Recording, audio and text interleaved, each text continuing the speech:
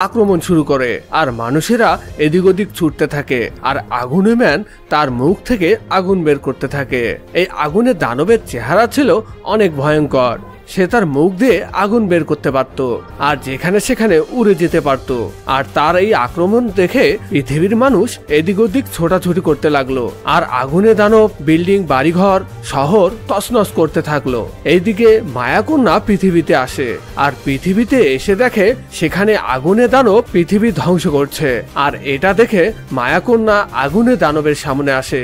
এরপর মায়াকন্যা আগুনে দানবকে বলতে থাকে, তুমি আর এই পৃথিবীকে ধ্বংস করো না, তুমি তোমার গ্রহে ফিরে যাও।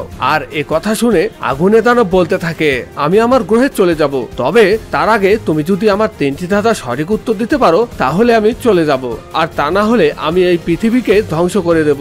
এরপর আগুনে দানবের কথা শুনে মায়াকন্যা রাজি হয়ে যায়। এরপর আগুনে দানব তার প্রথম ধাঁধাটি বলতে শুরু করে, জলে জন্ম ঘরে বাস, জলেতে পড়লে সর্বনাশ। তো ছোট্ট বন্ধুরা, আগুনে দানবের এই ধাঁধা শুনে মায়াকন্যা তো ভীষণ চিন্তায় পড়ে যায়। এরপর সে ভাবতে থাকে। তো ছোট্ট বন্ধুরা, তোমাদেরও যদি এ ধাঁধার সঠিক উত্তরটি জানা থাকে তাহলে কিন্তু কমেন্টে গিয়ে এ ধাঁধার সঠিক উত্তরটি লিখে আসতে পারো।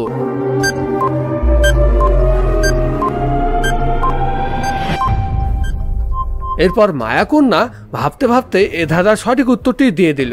এ ধাঁধার সঠিক উত্তরটি হলো লবণ। এরপর আগুনে দানব তার দ্বিতীয় ধাঁধাটি বলতে থাকে, কোন টক টক না।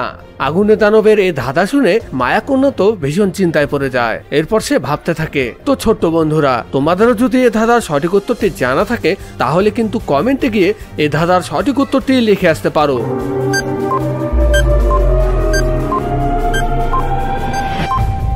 তো ছোট্ট বন্ধুরা, এ ধাঁধার সঠিক উত্তরটি হলো ঘটক। এরপর আগুনে দানব তার তৃতীয় ধাঁধাটি বলতে থাকে আর বলে, এটা হলো তৃতীয় ধাঁধা, আর এ ধাঁধার যদি তুমি সঠিক উত্তর দিতে পারো তাহলে আমি চলে যাব, আর তা না হলে তুমি সহ এই পৃথিবীকে আমি ধ্বংস করে ফেলবো। তো এই ধাঁধাটি হলো কোন বিন বাজে না।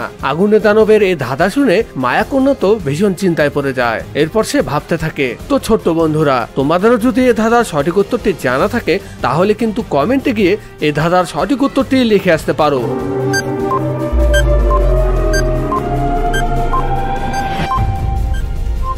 এই ধাঁধার সঠিক উত্তর হলো দূরবীন।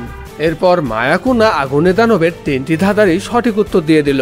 এরপর আগুনে দানব সেখান থেকে তার গ্রহে চলে গেল আর পৃথিবীবাসীও আগুনে দানবের হাত থেকে রেহাই পেল। এরপর পৃথিবীর মানুষজন মায়াকন্যাকে অনেক ধন্যবাদ জানালো। তো ছোট্ট বন্ধুরা, গল্পটি তোমাদের কেমন লাগলো? যদি ভালো লেগে থাকে এখনই ভিডিওটিকে লাইক আর চ্যানেলটিকে সাবস্ক্রাইব করে দাও। আর নতুন নতুন ধাঁধা পেতে আমাদের